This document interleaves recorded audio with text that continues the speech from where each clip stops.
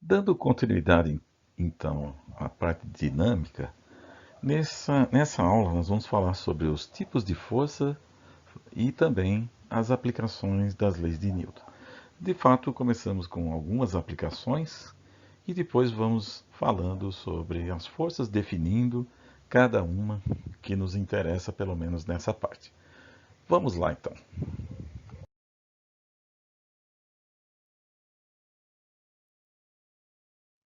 O primeiro problema é bem simples, né? Que vocês vão perceber que tem na lista.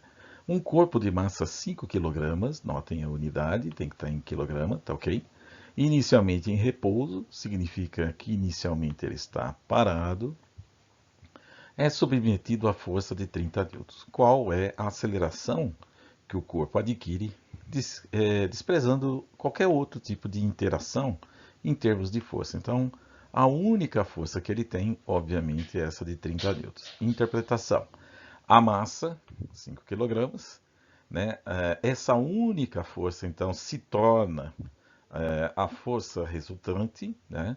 E ele pede aceleração. Nós sabemos que, pela segunda lei de Newton, né, a resultante das forças é igual à massa aceleração. Você vê que aqui eu estou escrevendo sem usar vetor, porque eu estou considerando uma direção qualquer, né? Então, tanto a resultante quanto a aceleração vão estar na mesma direção. Então, substituindo aí, ó, 30 no lugar da força, 30 newtons, a massa é 5. O 5 está multiplicando, passa dividindo. 30 dividido por 5, 6 metros por segundo ao quadrado. É só um detalhe, pessoal. É sempre buscar assim, prestar atenção na interpretação se tiver alguma conversão. Ok? Tá aí um exemplo bem simples. Tem alguma coisa semelhante lá na lista também. Agora vamos fazer esse outro exercício, né? Um corpo de massa 5 kg, em repouso, novamente a velocidade inicial é zero, é submetido ao esquema de forças mostrado ao lado, ok? Daqui a pouco a gente vai explicar esse esquema. Qual será a sua velocidade após 5 segundos?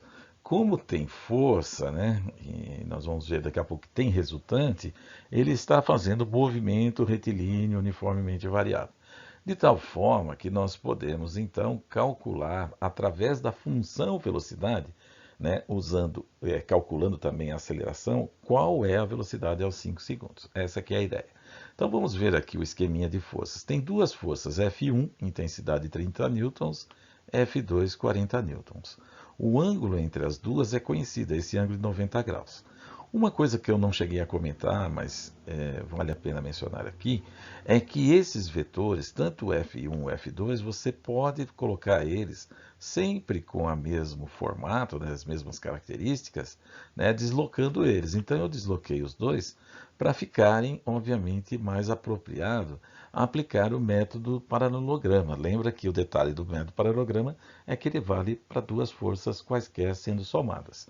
Então aí passamos as retas paralelas a cada vetor e desenhamos finalmente o vetor resultante da maneira que vocês estão vendo aqui, que é o R. Né? Desta forma, eu consigo calcular a intensidade de R pela lei dos cossenos. Vamos ver a interpretação, né, que nós temos aí, né, e também os cálculos. Então, primeira coisa, né, a velocidade inicial, a parte do repouso, é zero. Nós queremos calcular a velocidade no instante 5 segundos, portanto, precisamos achar a aceleração. E nós vamos usar o método do paralelogramo, lá para a soma vetorial, né, para encontrar a intensidade da resultante. Usando a segunda lei de Newton, achamos a aceleração, depois calculamos a velocidade. Então vamos lá, o ângulo e a intensidade das forças. Né? Nós temos aqui as duas forças e a lei dos cossenos, né, que também podemos substituir os valores que nos interessam, né, que estão aqui na interpretação. Então vai ficar 30 ao quadrado mais 40 ao quadrado, 2 vezes 30 vezes 40, cosseno de 90. Ah, interessante, né, nesses cálculos é que cosseno de 90, pessoal, vamos pular para o lado de cá agora, é igual a zero. Então todo esse produto aqui vai dar zero, não me interessa.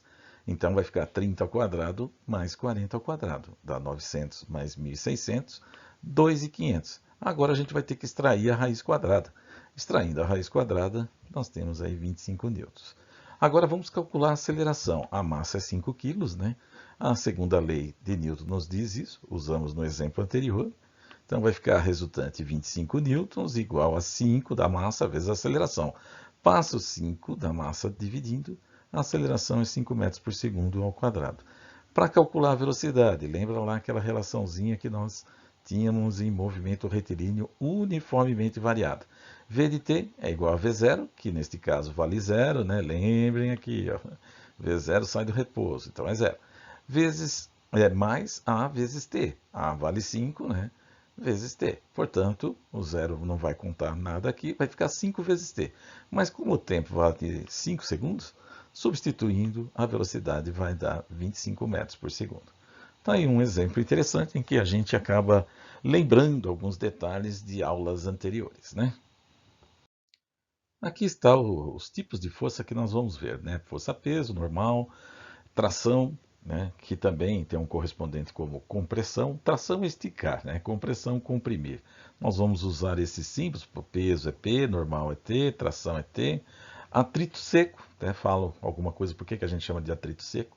Tem o que é chamado de atrito viscoso, né? Então aqui nós vamos chamar de A, vetor A, né? E a força elástica, que é FE. Nós vamos tentar identificar as principais características, né, chamar a atenção e fazer alguns exercícios também sobre cada uma delas, ok? Então vamos lá. A primeira é a força-peso, né? A representação da força-peso, como vocês estão vendo, de forma vetorial, né? Então o vetor peso é massa vezes aceleração. Lembra que isso está muito associado à segunda lei de Newton, porque a segunda lei de Newton fala força é igual massa vezes aceleração da gravidade, nesse caso aqui, né? Então, um corpo próximo ou sobre a superfície da Terra, né, sobre o planeta, por exemplo, sofre a ação dessa força chamada força-peso. Tá? A massa do corpo ela vai ser invariante. O que significa isso? Se você muda de planeta, a massa não muda, mas o peso muda porque a aceleração da gravidade, que é o g, vai mudar. O vetor peso também tem as seguintes características. Ele é considerado sempre vertical no local que você está, aponta para baixo e tem essa intensidade que nós já sabemos, né? Tem que multiplicar a massa pela aceleração. Então, né, aceleração da gravidade, onde G, né, a aceleração da gravidade do planeta. Um equipamento que é usado muito para medir o peso é o dinamômetro, que é isso que vocês estão vendo. A pessoa, obviamente, segura esse equipamento, né, essa escala que está em escala de Newton, e você coloca essa massa suspensa. Né? A hora que a escala é esticada, ela vai até o valor em newtons, né, do peso desse corpo aí. Ok? Vamos ver mais detalhes sobre a força-peso. Esse slide que eu estou colocando aqui é para que vocês percebam as várias situações em que você pode se deparar num problema de dinâmica, de mecânica, né? E ter que colocar a força-peso no corpo para ser uma das forças, obviamente, que participam da dinâmica, né? Olhando aqui, né? Ele está numa superfície horizontal. Note como é que fica a força-peso. Se essa superfície horizontal se inclina um pouco, é um plano inclinado, note que o peso mantém as orientação vertical, né, direção vertical, sentido para baixo. Mesma coisa, né, quando você trata com uma orientação um pouquinho diferente. Aqui você tem uma parede vertical, note que o peso continua sendo também a mesma coisa, né, para baixo, né, vertical para baixo. E nessa situação, um teto, né, note que aqui o corpo está, né, num teto. Note a força-peso em vermelho como é que está. Obviamente, para manter o corpo ali no teto, você tem que aplicar uma força, né? Mesma coisa aqui na parede e tal. Agora, quando o corpo está caindo, olha só a queda do corpo, como fica a força-peso. Tá, ok? Então você vê que as características são mantidas, obviamente. Mais uma figura, né, para representar a força-peso. E vocês estão vendo aí como que a gente completa. O mais interessante é aqui no planeta Terra. Como eu falei, né, a força-peso, no local que você está, ela é vertical para baixo. Então, vou colocar aqui, ó, imagine que isso daqui é a superfície naquele local. Olha lá o peso como é que fica. Né? E aqui, ó, vou colocar outra superfície nesse local. Ó. Olha lá, vertical, o peso em relação a essa linha vermelha que eu acabei de traçar, né? A linha é vertical para baixo do peso, né? A direção da força-peso. Mesma coisa aqui, ó. Se eu traçar uma linha assim, indicando a superfície naquela posição da Terra, o peso vertical para baixo. E finalmente, né, mais um ponto aqui, ó, Se eu traçar a superfície aqui, ó, como é que fica o peso, ó. Em relação à linha que eu acabei de traçar, ele é vertical para baixo, tá? E aqui, né, duas representações que vocês já viram no slide anterior, ok? O estudo também, né, dos corpos, né, tipo um avião, leva em consideração muito a força-peso. Aqui, para nós, o peso é representado pela letra W. Cada parte do avião tem um peso e deve ser considerado. Então, a palavra peso, né, em inglês, é esta daqui que vocês estão vendo. Ela começa com letra W. Por isso que eles usam letra W para representar aqui o peso de cada parte do avião que deve ser analisada para que você, obviamente, faça um estudo da própria estrutura, né? Vejam também essa outra aqui, né? Quando você pega o avião, eles acabam somando todos aqueles pesos, né, que vocês viram separados, considerando um único só, colocado no centro de gravidade do próprio avião aqui perto da fuselagem, do jeito que eu estou aplicando, né? De tal forma que o peso sempre vai estar para baixo, né? Aí, essa parte é a aceleração devido ao motor, né? Força devido ao motor. Aqui, o arrasto devido à resistência do ar. E essa é a sustentação de voo dado basicamente pelas asas. Os vetores têm que ser assim, compostos no final, né? Para que o avião tenha um voo estável, tá ok? Nesse slide, vocês vão poder ver alguns cálculos sobre o peso, né, considerando a gravidade em outros planetas. Existe essa tabela em que mostra aqui a aceleração de gravidade nos planetas e até mesmo na Lua e no Sol. Aqui embaixo, considerando a massa de 50 kg, né, na Terra, essa massa, como eu falei, ela é invariante, então eu posso usar essa massa para fazer o cálculo em outros lugares. Quer dizer, uma massa de 50 kg, quanto que corresponde em mercúrio? Né? Em peso, 180, né? 180 newtons. Em Júpiter, 1.290 newtons.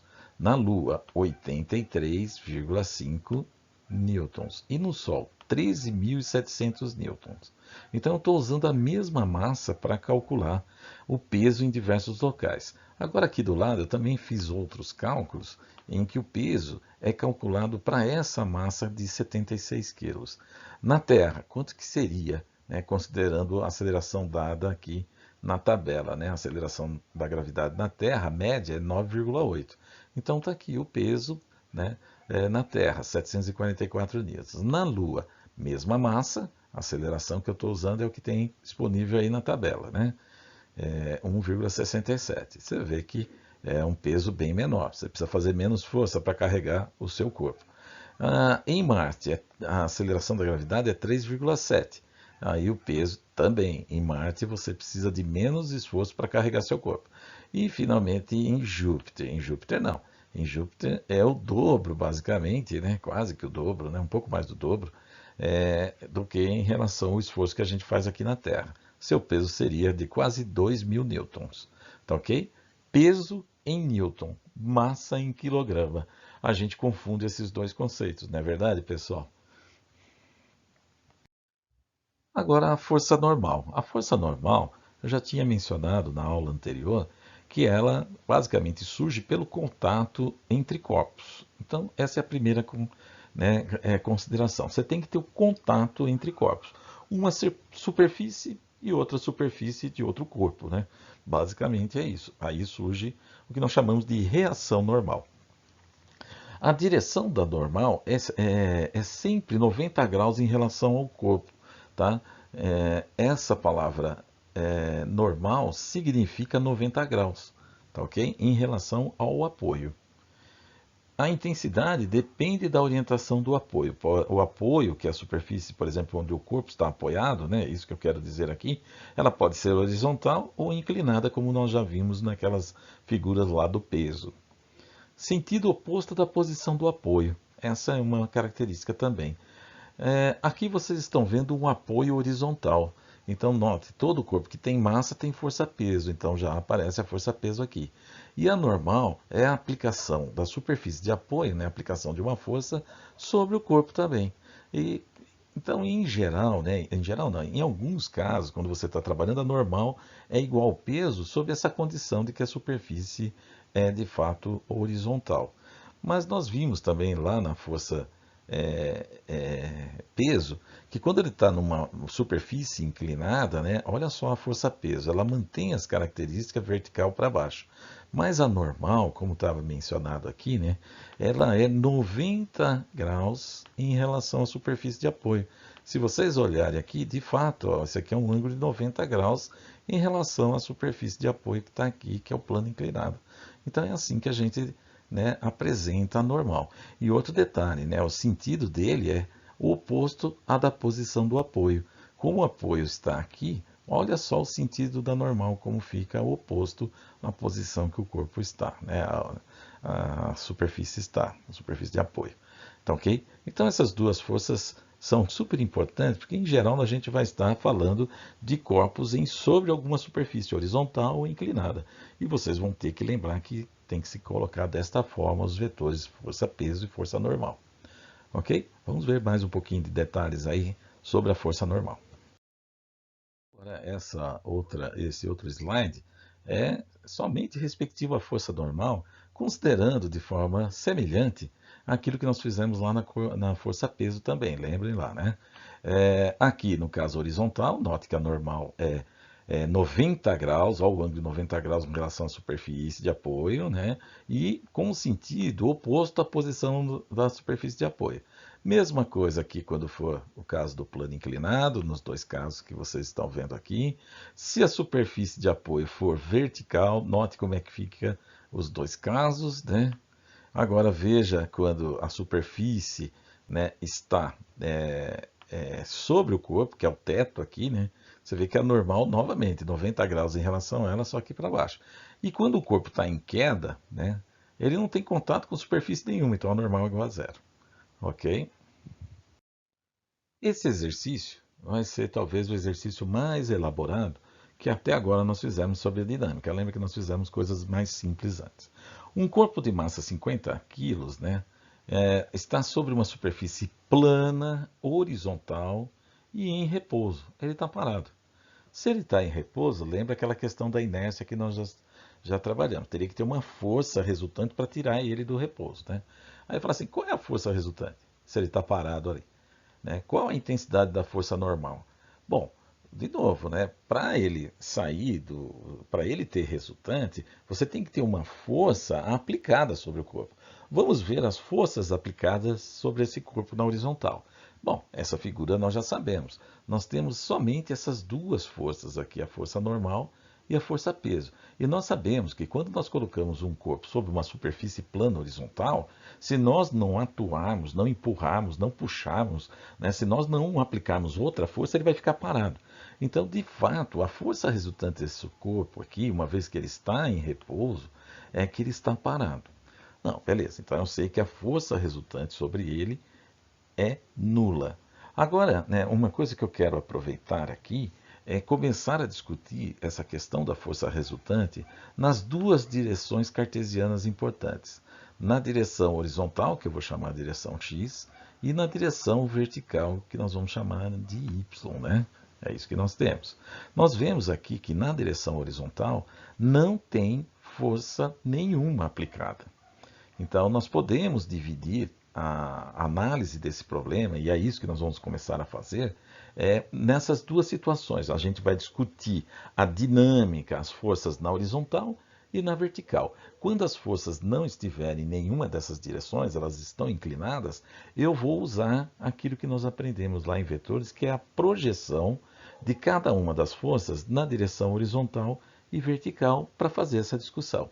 Então, vocês estão vendo aqui, né, que, vamos lá, analisando o que nós fomos propondo no exercício. O corpo está em repouso. Note que não tem força aplicada na horizontal, né, aqui na direção X. Se não tem força, a resultante é zero. Tá? Então, o que ele vai permanecer? Bom, por inércia, ele permanece em repouso.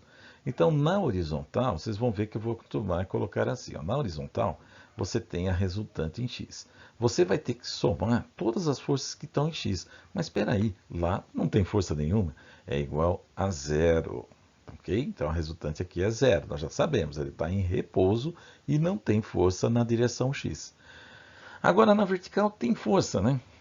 Mas, de novo, ele está em repouso. Né? Você colocar um corpo, né, sobre uma superfície e não atuar de outra forma, né, não colocar mais força sobre ele, ele vai ficar parado.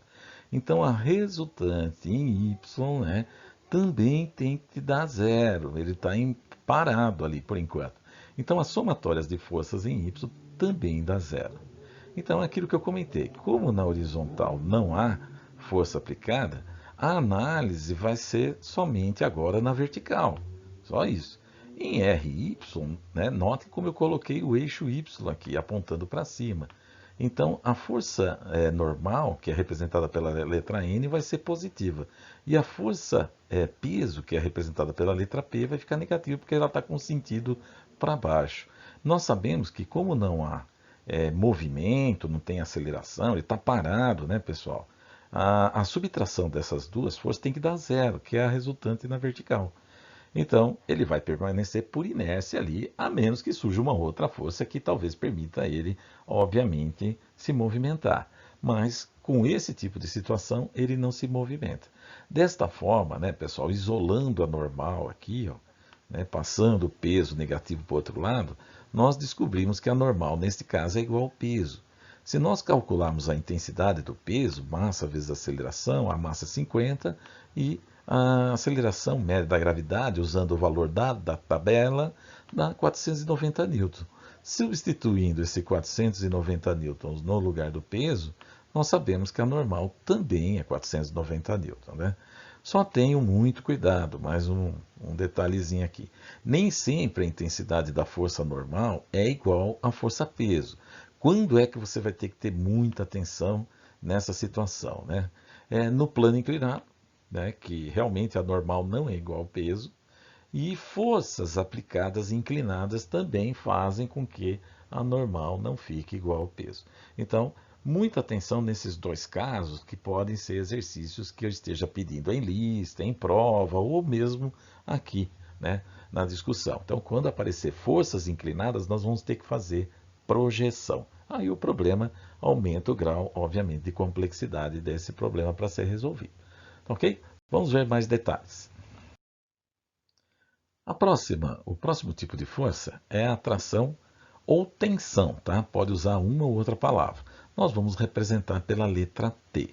A letra T, então, para nós aqui com o vetorzinho, é a força de tração. Essa força está associada, por exemplo, a esse tipo de problema, em que você vê uma pessoa tentando puxar um objeto.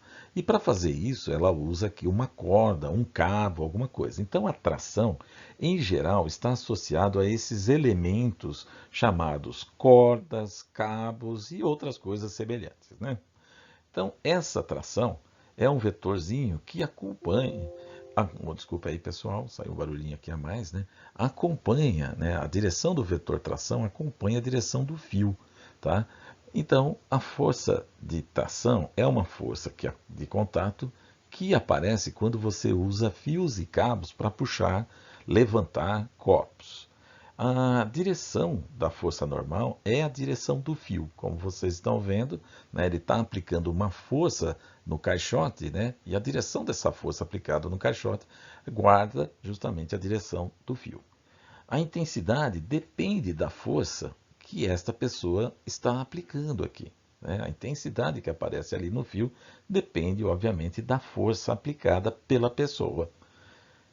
O sentido da força de tração que está sendo aplicada sobre o caixote é oposta da posição do corpo, como vocês podem ver, né? Então, o sentido é dado pelo o ponteiro aqui, ele está apontando para a própria pessoa, não para o caixote aonde está aplicada a força de tração.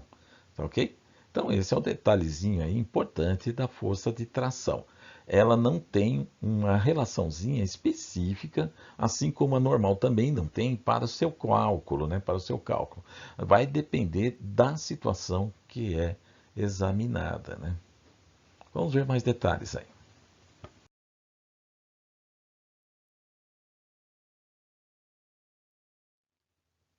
Agora vamos ver outras situações em que nós podemos estar indicando a força de tração-tensão. Então, a força de tração é aquela, como eu falei, exercida por fios e cordas. Então, aqui nós temos um teto, né, nesse exemplo lá, e um fio, né, esse corpo de massa M está suspenso por um fio. tá? E aí você está vendo justamente a tração, como ela é aplicada no corpo, e, né, em termos de ação e reação, vai ter uma tração também aplicada no teto aqui, tá? As duas trações aqui têm a mesma intensidade, mas sentidos opostos. Lembra que isso daqui é um par ação e reação, que eu já tinha discutido um pouco. No outro, no exemplo B, são três fios, né? Um corpo tem dois fios conectados nesses dois pontos do teto, né, que vocês estão vendo aqui, né? E depois conectado a um terceiro fio que está, obviamente, o corpo suspenso, tá? Note que a tração como que ela atua sobre o corpo suspenso, tá, ok? Significa, obviamente, que vai ter um vetor tração aqui de mesma intensidade aplicado neste ponto aqui. Não está aparecendo aqui, mas é semelhante ao exemplo lá, né? Só que o ponto aqui, obviamente, é representado por dois fios convergindo para esse ponto. E também a tração como aparece nesses dois fios aqui aplicando força neste ponto, tá? Então aqui algumas maneiras de representar a atração sobre os fios, lembrando que a direção da tração é sempre sobre o fio. Olha só esses dois aqui no item C, né? Esses dois corpos, né?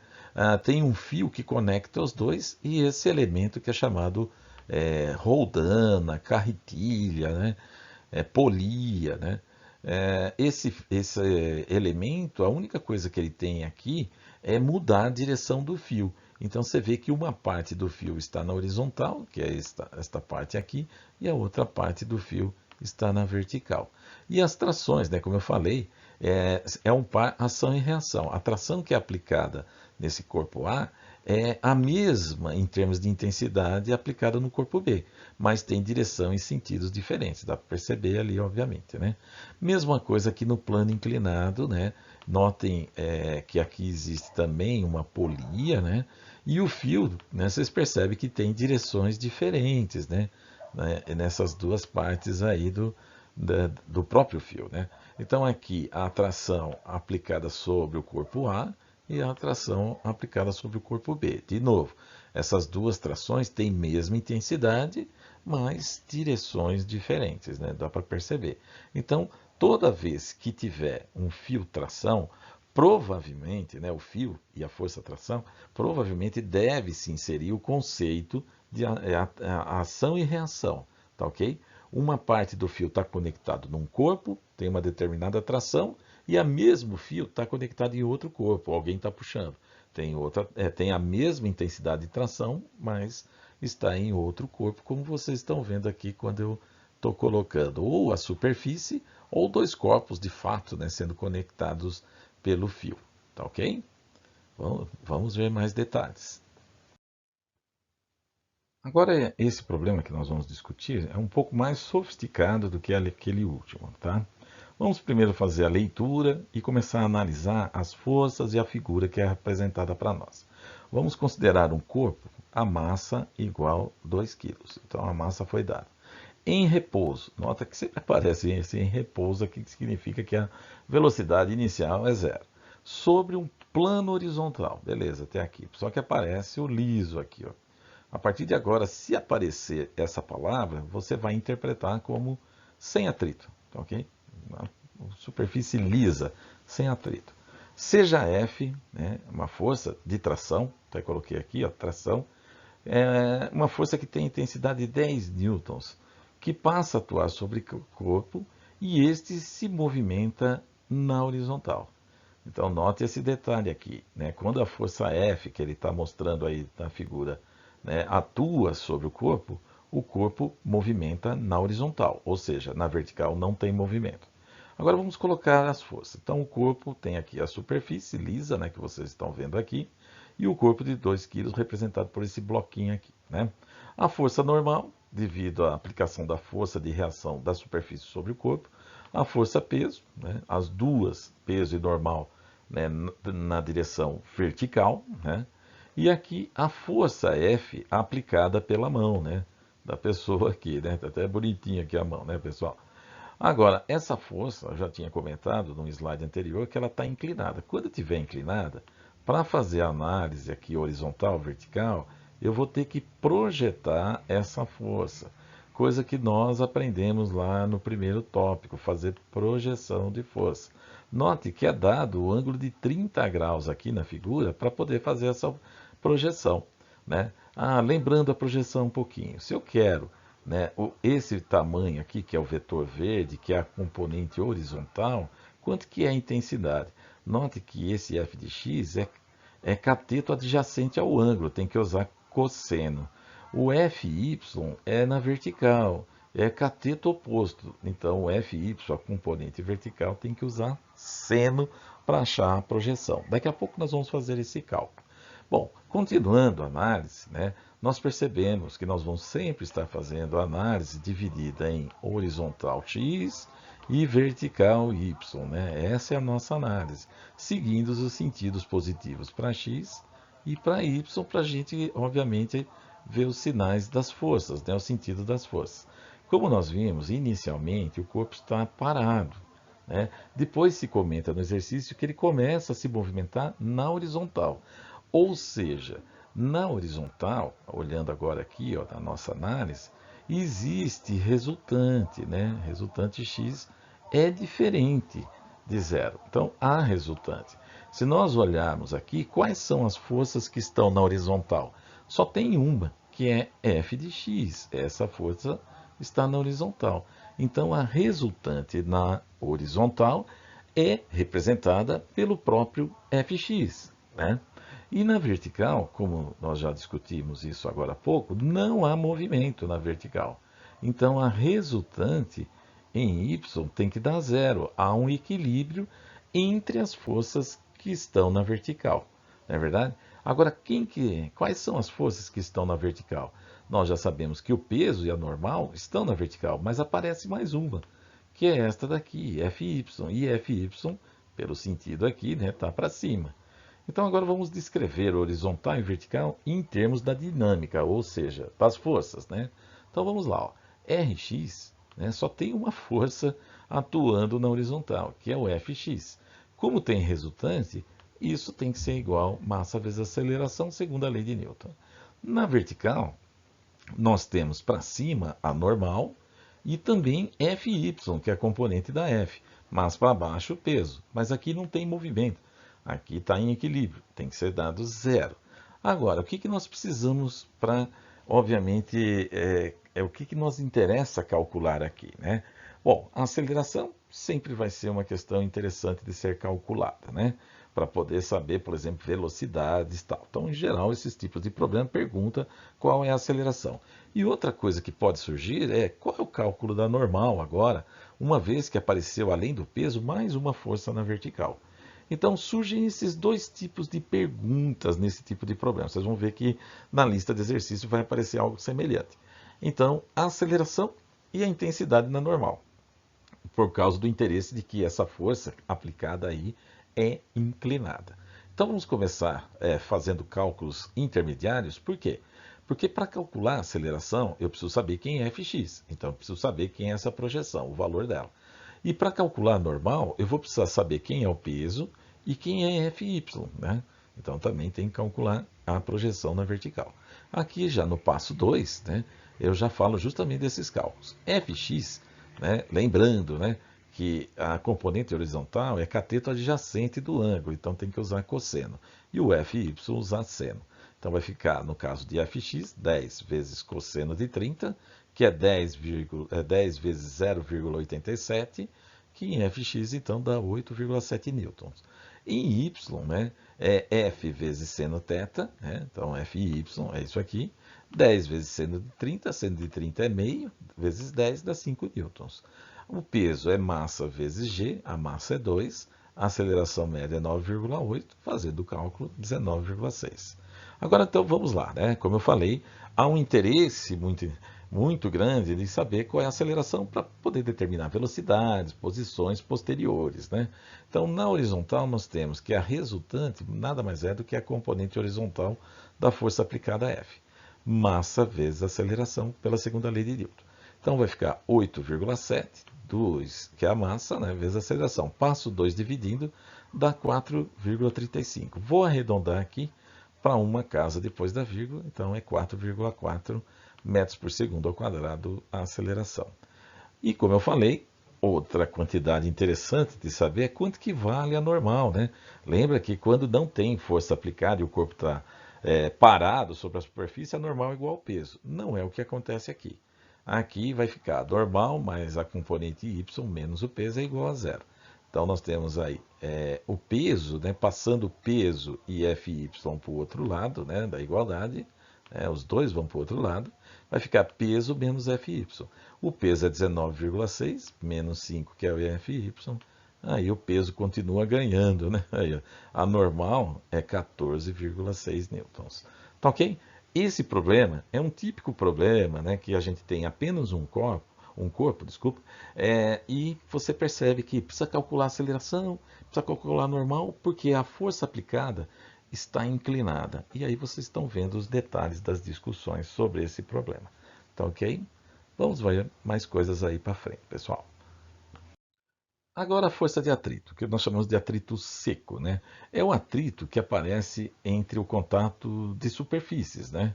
A direção desse atrito é a mesma do movimento do corpo, mas o sentido, em geral, é oposto ao corpo, né? Do movimento do corpo. Então, isso realmente é o que acontece em geral com o atrito, né? Então, você tem duas superfícies, né?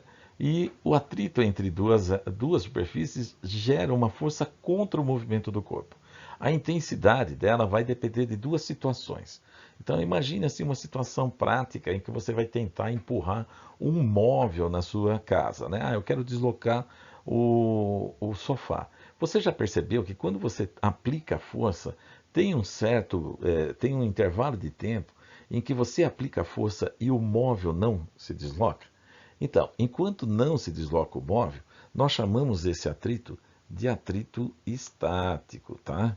Esse atrito faz com que a força que você aplique fique igual à força contrária, que é a força de atrito, né? Que o corpo sofre. Então, o atrito do contato do corpo, que é o sofá, com a superfície, a hora que você aplica a sua força e ele não anda, gera um atrito contra, né, o empurrão seu. Mas enquanto ele não anda, né, o corpo permanece parado, o atrito é chamado de atrito estático. Existe então o que nós chamamos de coeficiente de atrito entre as duas superfícies, a do sofá e obviamente, do chão de sua sala. E isso é representado por essa letra, né, que é o Mi, né, ou micro, né, atrito, coeficiente de atrito estático. As relações, agora eu vou apresentar as relações, né? Então aqui está justamente a análise das forças, né? Então um corpo na superfície, você tem a força normal, que aqui está sendo colocada como Fn, a força gravitacional, Fg, e você aplica, né, uma força para puxar essa caixa. Contrário a esse movimento, vai aparecer a força de atrito aqui. Então, enquanto essa caixa não se movimenta, você vai falar de atrito estático. E aí tem o coeficiente, que representa basicamente o comportamento das duas superfícies, que é o coeficiente de atrito estático. Agora vamos ver as relações. Do atrito estático, nós colocamos assim: o atrito estático é o coeficiente vezes a normal. Agora, a partir do momento que você consegue deslocar o sofá, né, aí entra o que nós chamamos de atrito dinâmico. E uma coisa interessante é que o atrito dinâmico é menor do que o atrito estático. Você percebe nitidamente que é mais fácil empurrar o sofá do que fazer com que, aplicando uma força, faça ele se colocar em movimento. Então, é mais fácil empurrar o sofá do que colocar o sofá em movimento. Aí, o atrito dinâmico é semelhante à relação ao atrito estático, né? Só que, né, você vai ter que distinguir. O atrito estático, ele é maior do que o atrito dinâmico. Isso eu coloquei aqui, ó. O atrito dinâmico é menor que o atrito estático. Vamos ver essas características para algumas superfícies, né? O coeficiente dinâmico também, em geral, é menor do que geral não, sempre é menor do que o atrito estático. Então vamos ver aqui, ó, alguns valores aproximados de atrito entre duas superfícies. Então aqui na primeira coluna, vocês estão vendo o atrito entre as duas superfícies, tá? E aqui na segunda, o atrito estático, né, e o atrito cinético, também chamado de atrito dinâmico. Então cobre e ferro, ó, o atrito estático, 1,1. Ó, o cinético, 0,3, bem menor, né? Borracha e concreto, 1 e 0,8. Bem menor de novo. Pode ver que em todos os casos o atrito cinético dinâmico é menor. Vidro e vidro, 0,9, 0,4. Aço e aço, 0,7, 0,6. Madeira e madeira, 0,3 a 0,5, então tem um intervalo ali. E, obviamente, o cinético 0,2, que é mais baixo. Gelo e gelo, 0,1 e 0,03. Então, sempre é colocado para cada material, né, dois atritos, o estático e o cinético, como vocês estão observando aí pela tabela. Vamos ver mais detalhes. Esse gráfico, né, que nós estamos mostrando, mostra o comportamento da força de atrito. Vamos ver quem que é o eixo. O eixo horizontal, que vocês estão vendo aqui, é a força aplicada por você no sofá, ó, em newtons. E no eixo vertical, o atrito, a força de atrito correspondente. Tá ok? Então, o que vai acontecer quando você vai aplicando força, né, no sofá e o atrito, né, responde lá, obviamente, tentando impedir o movimento? Vai acontecer esse comportamento aqui que vocês estão vendo, né? Durante um certo período, se você aplica, por exemplo, 10 newtons, né, o atrito responde com 10 newtons. Por quê? Porque o corpo ainda está parado, né? Se você aplica 20 newtons, o atrito estático responde com 20 newtons. Se você aplica 30 newtons, o atrito responde com 30 newtons. Então, neste momento aqui, o corpo está sempre parado. Então, aqui é justamente o intervalo do atrito estático, né? Se você aplica 40 newtons, o atrito estático 40 newtons. Só que vai chegar num limiar, né, de movimento. Você percebe isso quando você está aplicando a força. Quando você chega aqui, ó, aplica aqui 60 newtons, você percebe que se aplicar um pouquinho mais de força, ele vai caminhar, né? O sofá vai se deslocar. Então, passando para esse lado aqui, você tem justamente o atrito dinâmico, que ele vai começar a caminhar, né? O caminhar não, vai se deslocar o sofá por causa da sua aplicação de força. Então, nós já sabemos que o atrito máximo estático é atingido aqui, então aqui é atrito máximo, e aí, né, o atrito máximo estático acaba desaparecendo e surgindo um atrito menor, que é um atrito dinâmico, cinético, né, que é esse aqui, que é constante e facilita até você empurrar, né, o sofá.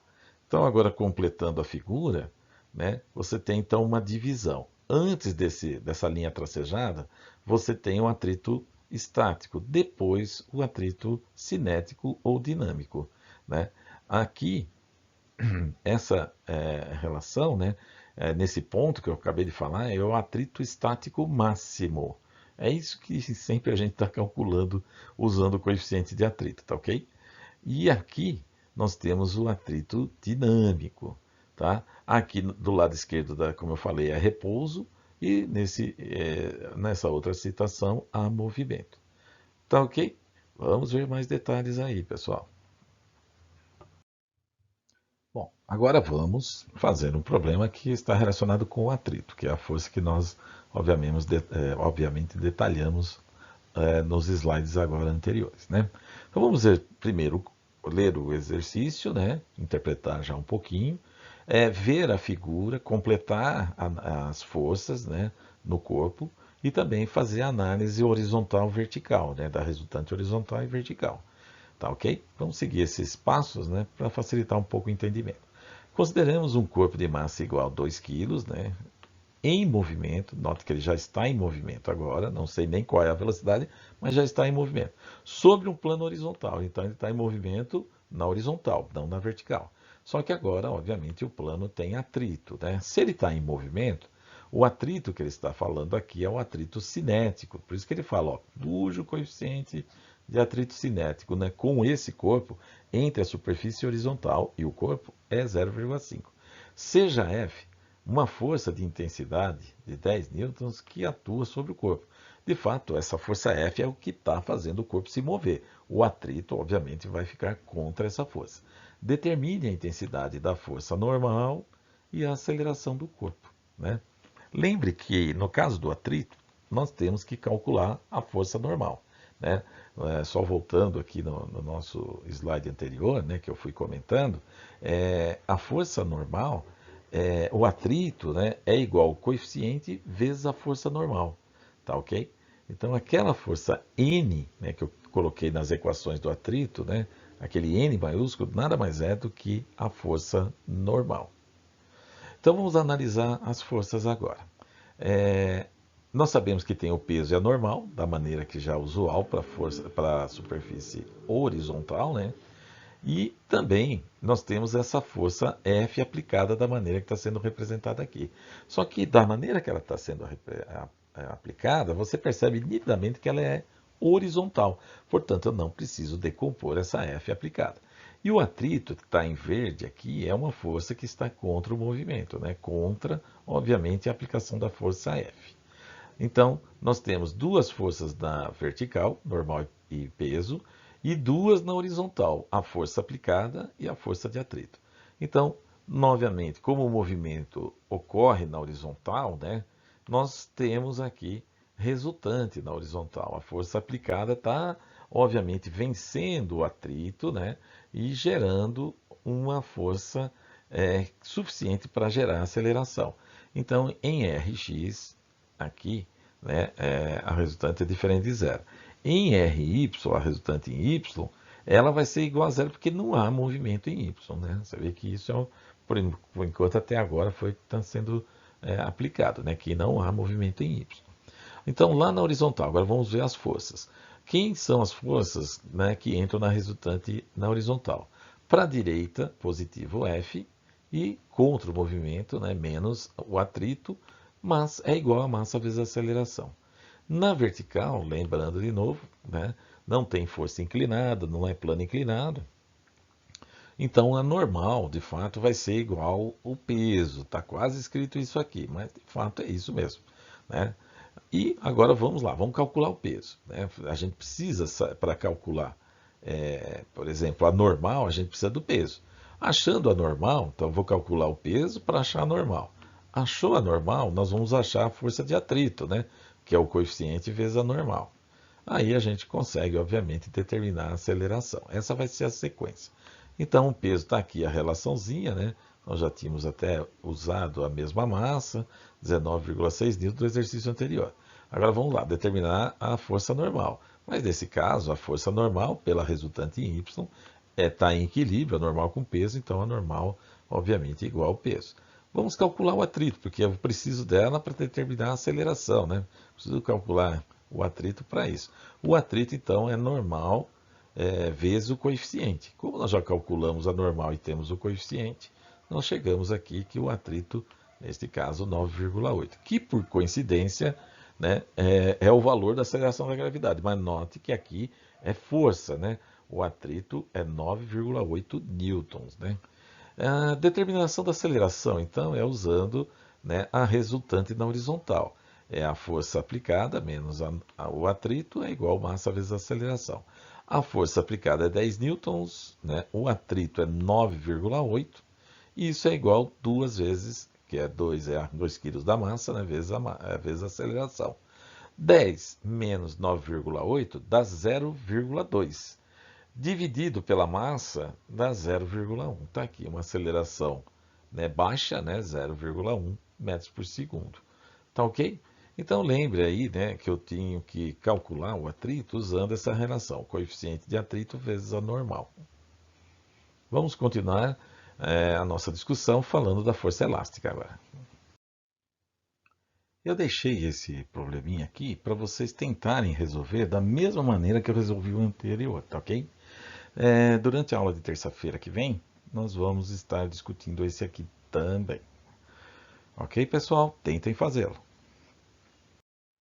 A última força que nós vamos discutir aqui é a força elástica, né? Também chamada de lei de Hooke, porque foi esse pesquisador que conseguiu, obviamente, montar um modelo para essa força. Lembra que o peso é igual massa vezes g, o atrito é o coeficiente vezes a normal. A força elástica também tem uma relação para definir a quantidade de força elástica. Então, essa força elástica está associada com um elemento chamado mola. Esse elemento mola agora é definido por aquilo que nós chamamos de constante elástica. Essa constante representa basicamente a dificuldade de você abrir a mola. Se a constante elástica é um número muito grande, você vai ter muita dificuldade de abrir a mola. Se é um número muito pequeno, vai ser fácil de abrir a mola. Tá? A questão é que aqui, né, a ideia é você colocar um corpo, né, ligado à mola.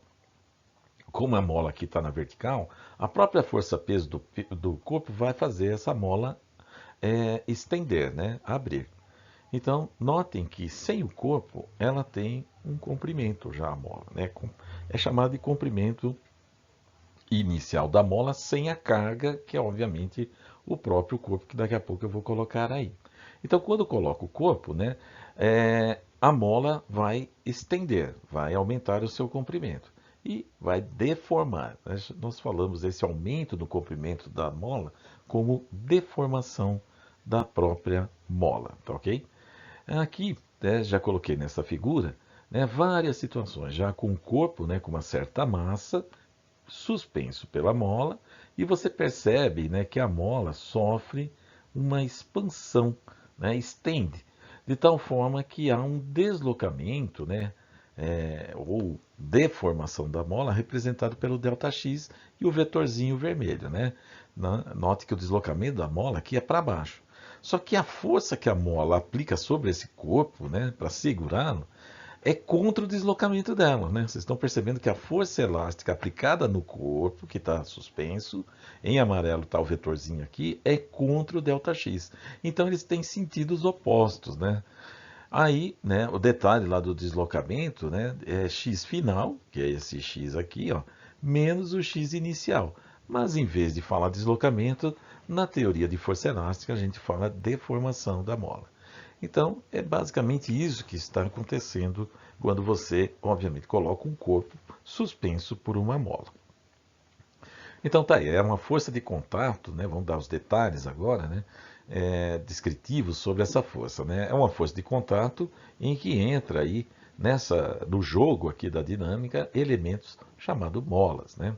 A direção da força elástica, só olhar ali o vetor amarelo na figura direita, né?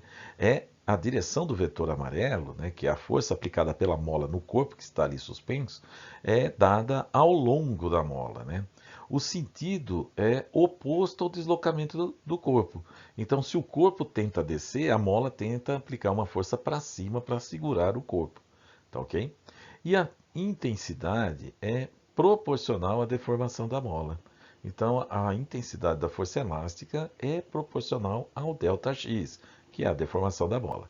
Então, o ΔX, né, como nós já sabemos, é muito semelhante àquela questão do deslocamento. É o x final menos o x inicial. Só que o x inicial aqui é o tamanho da mola, né? E o x final notem aqui, né, na figura, mostrando ali o x final, né, é o valor final da deformação da própria mola. Então, onde x0 então, é o tamanho inicial da mola sem deformação. O vetor força elástica é dado da seguinte forma. Ó. Deixa eu colocar aqui.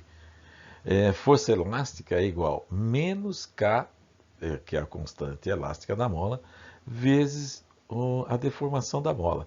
Né? Lembra que eu acabei de comentar que força elástica, né, é basicamente oposto do sentido do vetor com relação ao próprio ΔX. Né? Acabei de mostrar lá, o vetor amarelo é oposto, né, ao vetor vermelhinho, que é o ΔX. Por isso que tem esse sinal negativo aqui. E aqui nós temos que K é a constante da mola. E a unidade dessa grandeza agora, né, é esta daqui, ó, Newton por metro. A intensidade da força elástica, então, será dada desta maneira, a intensidade. Lembra que a intensidade é módulo, né? Não usa, obviamente, o negativo ali que tem a ver com o sentido da força, né? Que é contra ou oposto à deformação da própria mola. Então, se eu quero calcular a intensidade da força elástica aplicada, basta saber a deformação da mola e multiplicar, obviamente, pela constante elástica da mola. Tá ok? Então essa é a discussão da lei de Hooke. Vamos dar um pouquinho mais de detalhe nessa discussão aí. De maneira geral, então, usar esse elemento mola, você tem duas situações. Você pode comprimir a mola ou estender a mola. Tá? Então vocês estão vendo aqui, tem uma pessoa, né, comprimindo a mola. Empurrando a mola de tal forma que ela vai sentir na sua mão a força elástica sendo atuada pela mola. Então você vê que ao a pessoa tentar comprimir a mola, vê como é que fica o ΔX. O ΔX é um vetor para a esquerda. E a força que a mola aplica na mão da pessoa é para a direita. Por isso que tem aquele sinalzinho negativo, né? São dois vetores opostos, tá ok? Na compressão da mola, então, obviamente, a mola diminui seu comprimento. Agora, na extensão da mola, a mola vai aumentar o comprimento. Veja como que está aqui a pessoa segurando e puxando a mola, né? E quando ele puxa a mola, ele sente da mola uma força também, né? Aí essa força é para a esquerda. Lembrando que agora a mola na extensão, né? O deslocamento ou a deformação da mola é para a direita. De novo, sentidos opostos, tá ok? Então tem que se pensar a mola nas duas situações, compressão e extensão, né? Nesse slide, a gente vai tratar de uma questão bem interessante em laboratório, né? Se nós fôssemos para um laboratório, nós poderíamos determinar, por exemplo, ou querer determinar a constante elástica de uma determinada mola. O que nós fazemos, né, para determinar a constante elástica? Nós penduramos a mola, né, sobre um local, um suporte horizontal, né, de tal forma que você vê que a mola se posiciona na vertical, né? O comprimento dela sem deformação está sendo dado aqui, ó, é esse comprimento, tá? Então esse daqui é o x0 basicamente da mola, tá? Não que ele está sendo dado numericamente, mas fisicamente você está vendo que ali a mola está sem o corpinho suspenso, né? Então ela tem o comprimento inicial, né, dado ali. Aí de repente você coloca uma primeira massa, né, que corresponde a 10 newtons, né? Você pendura, a mola deforma. Nesse caso aqui ela deformou 2 centímetros. Se você colocar duas massas iguais, agora você vai ter, né, duas massas iguais a essa última que foi colocada aqui no primeiro exemplo. Você vai ter 20 newtons. Note que a deformação da mola agora deu 4 centímetros, né? E finalmente, se você colocar três massas iguais, você vai ter uma deformação de 6 centímetros. Então imagine que você vai fazendo essas medidas aí, né? Você coloca cada vez mais massa, então você vê que a mola vai deformando cada vez mais. Então você está medindo basicamente a força, né, da mola, porque se você coloca 10 newtons e a mola fica parada, significa que ela também está aplicando 10 newtons, né, nessa força, né, nesse peso. Então, se você coloca 20 newtons de peso, né, lembrando que o peso é para baixo, né, significa que a mola aplica 20 newtons para cima, para o corpo ficar em equilíbrio. E aqui também, se você coloca 30 newtons de peso para baixo, a mola tem que estar aplicando 30 newtons para cima, para ficar em equilíbrio. Então, 10 newtons deu uma deformação de 2 centímetros, 20 newtons de 4 centímetros e 30 newtons de 6 centímetros. Nós podemos fazer uma tabelinha, né? Tá aqui, ó, deformação e força que a mola acaba atuando sobre o corpo, né? Sobre essas massas, de tal forma que podemos construir um gráfico, né?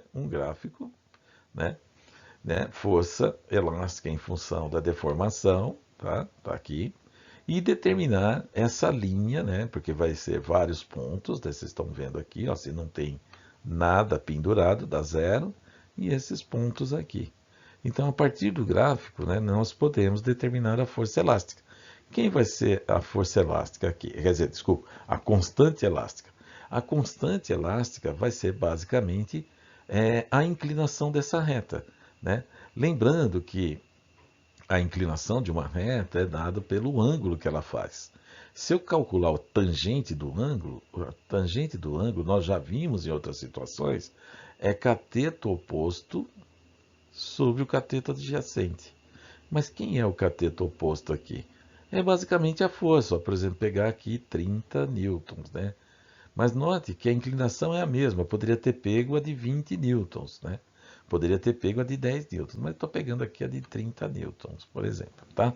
Então vai ficar 30 newtons, que é o cateto oposto, sobre 6, daqui está em centímetros, né? Sobre 6 centímetros.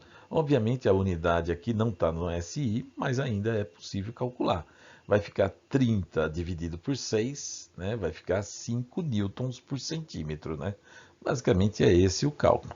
Então, o K, né, que é a constante elástica, que está relacionado com a inclinação da reta, é basicamente calcular a tangente dessa inclinação. Lembrando que a inclinação aqui é dada pelo ângulo. Então, a tangente do ângulo é cateto oposto sobre o cateto adjacente. O cateto oposto é força elástica, e o cateto adjacente é a deformação. E aí você pode fazer, obviamente, o cálculo da constante elástica. Esse é um típico exercício que a gente trabalha em laboratório, né, usando as molas. Determinar a constante elástica, obviamente, da própria mola. Agora, alguns exercícios sobre força elástica. Vamos ler, interpretar e ver, né, como que nós fazemos os cálculos. Né? Ele pergunta assim, qual é a força aplicada a uma mola que está estendida, deformada 3 centímetros de seu comprimento original? Então ele já deu o ΔX ali, sabendo-se que é a constante da mola e também agora está dando, né, a constante da mola. Né, é 500 newton por metro. Notem que o ΔX, que é 3 centímetros, está em centímetros, né? Então eu vou ter que converter. Então, ΔX 3 centímetros transforma em metros 0,03 metros, fazendo então a conversão de centímetros para metro. O K vale esse valor e a força aplicada na mola é igual, obviamente, à força elástica, ação e reação, né? Então isso deve ser considerado, tanto que eu anotei aqui para vocês lerem, né? E nós sabemos que tem sentidos opostos, né? A força que aplica na mola é diferente que a força elástica, né? Porque você está aplicando na mola, é força aplicada na mola. A força elástica é aplicada em você, tá? Não se esqueçam das conversões, também coloquei uma atenção aqui. Então, se eu calcular a força elástica, ela vai ser igual à força aplicada. Então, a força elástica é K vezes ΔX. Né? Então, nós temos aí, o K é 500, está trocado aqui o posicionamento, pessoal, desculpa aí, mas vezes a deformação, que é 3 centímetros, está em metros aqui. Fazendo a multiplicação, está aí, 15 newtons. Então, alguém aplicou uma força de 15 newtons na mola para ela sofrer 3 centímetros de deformação. Ok? Mais um probleminha, né? O probleminha B. Na mesma mola do exercício anterior, que significa que a constante da mola foi dada, né? Aplicou-se uma força de compressão agora, não de extensão, né? Qual foi a deformação sofrida, né? Então agora nós sabemos que a força comprimiu a mola, diminuiu o tamanho. E quanto que foi a deformação? Lembrando que a deformação é representada pelo ΔX. Então vamos lá. Então a força aplicada, agora nós sabemos, ela vai ser igual à força elástica, no caso 50 newtons. Ele está perguntando a deformação. E não é em newtons não, aqui vai dar em metros, né? Confundi aqui. Aqui a unidade é metros. Então vamos usar a mesma relaçãozinha, só que agora a gente já sabe qual é a força, né? A força é 50 e o K é 500. Como o K está multiplicando aqui o ΔX, passa dividindo, né, para o outro lado. Vai ficar 50 dividido por 500. Neste caso, vai dar 0,1 metros, ou seja, a mola vai comprimir 10 centímetros. Ok? Exercício bem tranquilo também. Agora mais um exercício e o último, né? Aí ele pergunta assim, ó, qual é a constante da mola, então é o K, que será usada em um amortecedor de mola, né? Que pode ser comprimido no máximo 5 centímetros, né? Então isso daqui, obviamente, a compressão do amortecedor é o ΔX. Quando acionado ou quando aplicado, né, sobre esse amortecedor, uma força de 1.500 newtons. Então, a deformação, 5 centímetros, transformado, 0,05, né? A força aplicada, né? No caso aí vai ser igual à força elástica, é 1.500 newtons, né? Então, se ele atinge no máximo isso daí, qual deve ser? Obviamente, a constante de mola, né? Então, a força elástica, como eu falei, é igual à força aplicada, 1.500, a deformação 5 centímetros, já convertido, passa, né, 0,05 a dividir, e a constante dessa mola, né, se vocês pegarem 1.500 e dividir por 0,05, vai dar 30.000 newtons por metro. Tá? Então está aqui o cálculo, né, desse K. Ok, pessoal, espero que vocês tenham aproveitado aí. Ficou um pouquinho longo, mas eu já tinha falado que essa aula ia ser longa, por causa dos exercícios de tipo de força que nós estamos fazendo aí. Ok? Eu vou dar uma revisada lá na próxima terça também sobre isso, né? Talvez tentar fazer aquele exercício que eu não fiz, né? Para a gente finalizar então esse conteúdo aí que é dinâmica, pelo menos o estudo das leis de Newton, os tipos de força e a aplicação de tudo isso aí. Ok? Até terça-feira, pessoal.